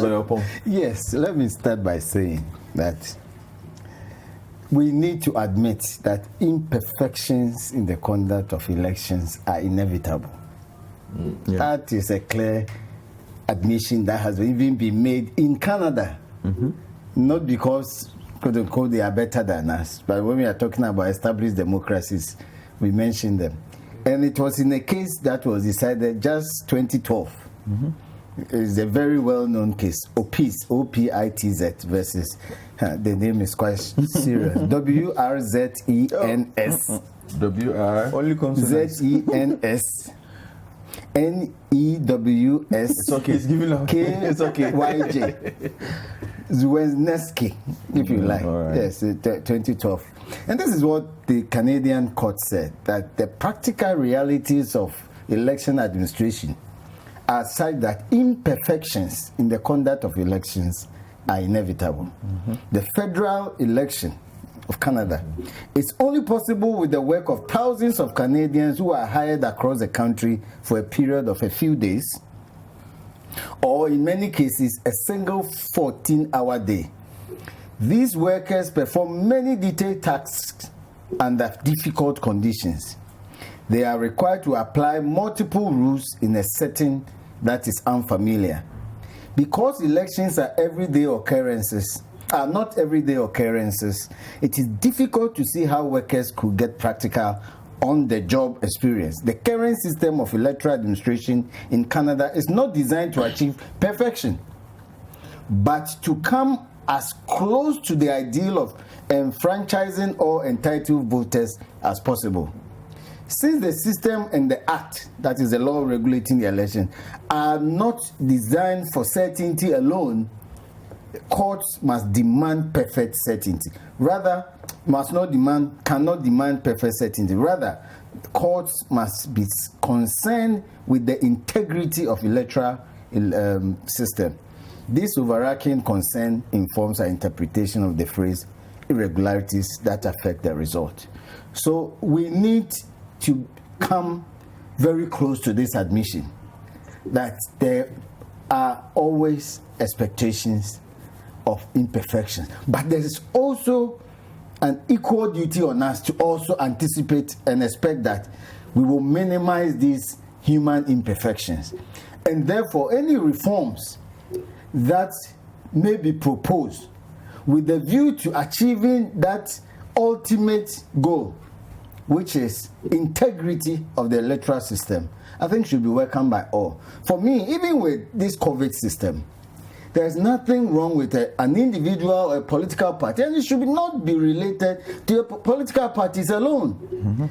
All of us have a duty to send proposals, because we all admit that these imperfections affect elections, and it is our duty to ensure that we minimize it, if not eradicate them completely. So if you have views, in my view, the EC, in addition to inviting people to attend even meetings, should also, I don't know whether it happened, ask them to furnish the meeting with their own proposals, their own concerns, their own views, with a goal to achieving a better electoral process with better integrity. And that would have even then informed all members about the views of all these individuals, varying views of all these individuals, alternative perspectives, suggestions and recommendations, even before the meeting starts. So that if someone is unable to attend, at least their views had already been clearly articulated to the meeting. And what we have to acknowledge here, and I have a copy of the communique, the EC brought some proposals, but it was presented for deliberation by all those who attended the IPAC. And in fact, fundamentally, there are aspects that had been left for further deliberation. Yes. So, for example, it was agreed that the EC and IPAC will further deliberate on the following issues. The one that is quite funny to me, but is the reality, is the last one. Affixing ballot boxes to tables and stands in a bid to avoid ballot box snatching. We are going to have further deliberation on this. What does it tell you? And I always say that, look, if we, those who vote, and those we vote for, do not engage in illegality, do not make a conscious effort to steal election, to send unqualified people to the polls to vote, to snatch ballot boxes, we wouldn't have been here concerned with all these detailed proposed reforms. As I said, the imperfections are inherent, but not this kind of imperfection. Why are we talking about ballot boxes? Is it the ECs that snatch these ballot boxes? Is it not those who want us to vote for them that recruit others? They don't even do it themselves. The unsuspecting Ghanaian who for some reason or the other becomes vulnerable is recruited or procured to go and snatch ballot boxes, clearly asking him to commit an offense. Why do you blame that one on somebody else? It is you. So if we don't change our mindset ourselves, those we vote for, and we those who vote, and those who engage in these illegalities, no reform will work. Okay. As far as our electoral processes are concerned. Your point is well made. I'll just take a quick message and then go on a break. So I take this one is for you. This one is from my namesake in Mungwa. Okay. It says Atik is totally missing the point. How could he compare Ghana to Australia? Ghana is that place where elections sometimes start, where elections that are supposed to start at 9 a.m. do not start in other places. And we can compare to Nigeria too. So which one? I'm trying to understand whether Atik Mohammed is given an objective view on the said reforms proposed by the EC, or he's speaking for and on behalf of the EC, or better is responding to the NDC. You also bear in mind that election day is not a public day in Ghana, a public holiday in Ghana, so one must not just make comparisons for the sake of comparisons. This is Bernard Puachechiga sending that one in. Albert Ahin is national coordinator for Codeo. He's also joined the conversation. Mr. Ahin, good morning. Good morning, and good morning to your listeners, my brother. Thank you very much. So, thank you for joining us, although it's quite late into the program. If you care to share your thoughts quickly on these proposals that have been suggested by the EC to improve the elections, and also the NDC's continued posture with regards to the EC, saying if the EC does not show, well, it does not change its attitude towards the party, they will continue to boycott IPAC meetings. Yeah, thank you very much. I hope you remember that Kobe also organized a similar post-election review at Aban. Yes. I think about a month or so ago. Yeah. So talking about this aspect of closing the poll at 3 p.m. And I remember all the parties were there, especially the two big parties were at Aban. The communique issued by Kobe said Ghana should consider closing the poll at 4 p.m. Okay? So this has been put forward by Kobe, and I believe when IPAC meets it could be considered. So it's a question of asking and talking about it for the parties to argue about the pros and cons of this proposal. People are talking about people going to farms and they might not be able to come home early and that kind of thing. But I believe it's something that can be done. It can be done, and the reason is that if we're able to close the poll at 4 p.m. or 3 p.m., counting will be done early. And this normally, when we have this anxiety of election results delaying, would have been taken care of. You see, because darkness will not be setting in most places. And at least we would have cut it short by about 2 hours or 3 hours for these things to, for everybody to be happy. And so I believe what the NDC rather should do is to join the general forum. That is when IPAC should next meet. Because I believe the EC is not saying that it is sacrosanct. It's something that should not be discussed. This could be discussed at IPAC with all the parties there. When we did it, now all the parties were there. I want you to take note of this particular one. When we did the discussion, the parties were there in Ada and the NDC was represented. You see, so if there's anything and they don't like the 3 p.m. or whatever, it doesn't matter. They can also bring in their reasons and their views and whatever. And it will be subjected to debate at the IPAC, and a consensus could be arrived at. A general consensus could be arrived at. You see, if you're not there and you say that you don't like it, maybe you would have brought in some proposal which would have been either counted by somebody or, something added to it.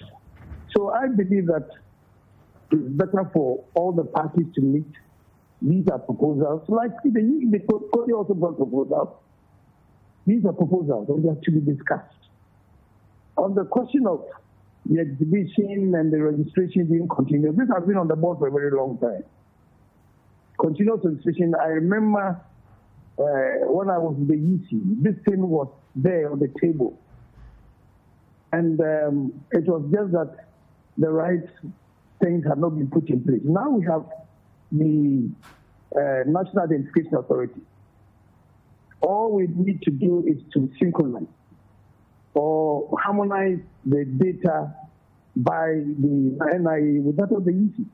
And it was agreed at Ada when we met, because the head of the NIA was there, and it was unanimously agreed that this synchronization or harmonization ought to be done so that we will not be putting out a date as we were doing in the past. For 2 weeks, 1 week, we are going to sit down, do registration. It is going to be continuous. As soon as 1 turns 18, whether you are in secondary school or wherever you are, you only go to the EC office near you and put your name there. And I think this is going to save this country a lot of money. It is going to save time, a lot of money.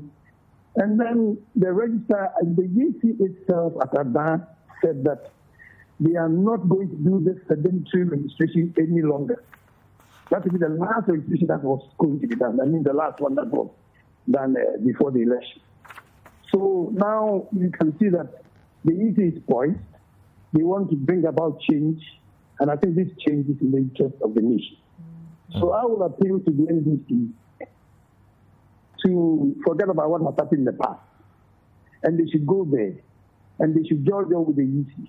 If it will mean meeting the EC one-on-one, that attempt should be made. But if you sit on the fence, it will not work in the interest of this nation. So far, this is what I have. Thank you very much, Mr. Ahin, National Coordinator for CODEO, for sharing your thoughts. We're in the final leg of the big issue. I will take a quick break and then final words from Atik and Lawyer Pong will wrap the show up.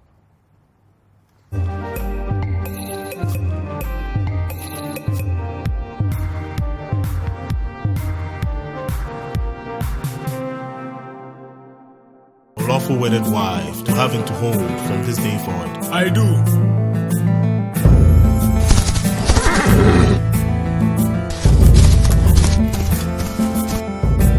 Esther!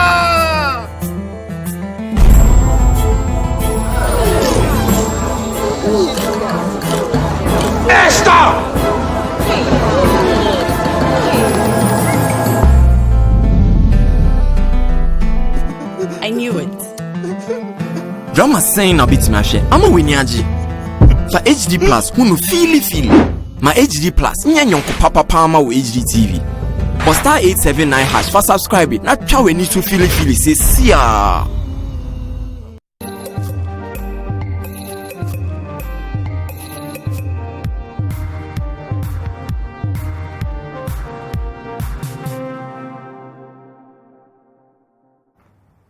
Welcome back to the big issue, and just to go through the EC's proposals again. Interestingly, under security, and I thought Mr. Friankra would have highlighted this, the Ghana Police Service should provide updates on the 2020 election malpractices and violence, which is something that they had been looking for as well. And then also, quite interestingly, on special voting, the current arrangements whereby the media, security service, and election officials are allowed to apply and vote under the special voting period should be maintained until such a time that the process is fully entrenched. Also, that certified regional collated results should be announced by the chairperson to reduce tension and suspicion. Now, if you paid attention to the recent Supreme Court hearing, you would understand why a proposal like this is important. Says, however, the Commission should state clearly the percentage of results yet to be released by the EC. So I was going to wrap up with a tick, but I think Mr. Nimako is the one I'll give final words to on this one before. So Mr. Nimako, Director of Elections and Research of the NPP, your final words on the proposals by the EC and the way forward. Well, thank you very much. At the point, I couldn't hear you very well. Part of the discussion centered on post-voting arrangements. That we're saying that when post ends at 3, it doesn't end there. Results are collated, are sorted, counted. Results are entered onto the election sheets, or we call pink sheet or result sheet. It is forwarded to the constituency collation center. And you see, at the constituency collation center, we do experience some challenges. You realize that, for instance, a constituency that has a polling station number of, say, 2,650, or 265 polling stations in such a constituency, you need to have all the 265 presiding officers trooping in from the various polling stations to come with their pen sheets and ballot boxes for collation. So what has been proposed is that at that stage, instead of all of them moving to the constituency collation center, the EC should create a layer, which is the electoral area collation center, where about 10, 8 or 6 polling stations will come together, collate their results, and then you have few of them moving to the constituency collation center. You've also mentioned that at the national level, when results are received from the regional collation centers, the EC or the returning officer should be announcing the results to the people so that we get to know the regions that have come in, vote obtained by the various candidates, and the remaining votes that are supposed to come. So a situation where results are kept at the chest of the EC will be done away with. When people are not sure of outcome, they tend to raise too many questions. So it's been proposed that from the polling station level, the EC should create electoral area collation level. Then you have the constituency collation center. In the case of parliamentary, where the results will be declared. Then the case of the presidential, it will continue to the regional collation and the national collation center. We mentioned that, yes, in the CI you have continuous registration, but it is barely done. So the arrangement is that the EC should put together an IPAC committee that will give further deliberation and interrogation and come out with practical steps to get this done. But the proposal in here is that instead of the guarantor system, which is part of the CI 126, the guarantor system will be taken out. So people could register only as proof of their citizenship, their NIA card or passport to show as proof of citizenship. We realize that in most situations where we have the guarantor system, people abuse it. That's how come you could have minors on the register or foreigners or undesirable people who are not supposed to be on the register. So that's the new proposal. But we did not end with it. We also said that the EC should come out with an all year round exhibition arrangement. That notwithstanding, there should be a cut-off date point for registration and for exhibition, for final register to be composed and parties giving copies, so that we'll be able to assess and monitor and see whether all those on the electoral roll are supposed to be there. But one critical issue, the issue of polls closing at 3 p.m. Mr. Atik will testify. This has been discussed over time. I think going into the 2020 elections, because it was done under COVID, it couldn't be done. But what the EC did was that the electoral roll was reduced to the maximum of 749, to the extent that all polling stations that had more than this number were split into either 2 or 3. That's how come we had total of 38,622 polling stations. Going forward, we feel that you need to have a threshold of voters in polling stations so that people will be able to vote within the time allotted, and all that has to be done post-voting could be done, and results will be declared in good time. Situation where we are left in the mercy of the weather. Coalition Center do not have enough electricity. The venue is not enough to accommodate BEC officials with their ballot boxes. The chaotic situation that will come up, the uncertainties, the burden we give to security, media people covering, and even political parties monitoring could then be managed properly. What we are looking at is a discussion that will ensure that by the time we get to 2024, we will have a very solid and robust system. That outcome, majority of the people will accept. I'm inclined to believe that in every election, everybody will be happy about it. But we realize that if the system is robust enough and there's participation and everybody is on board, especially key stakeholders are on board, these issues can be addressed. One critical issue that was also raised was issue of security.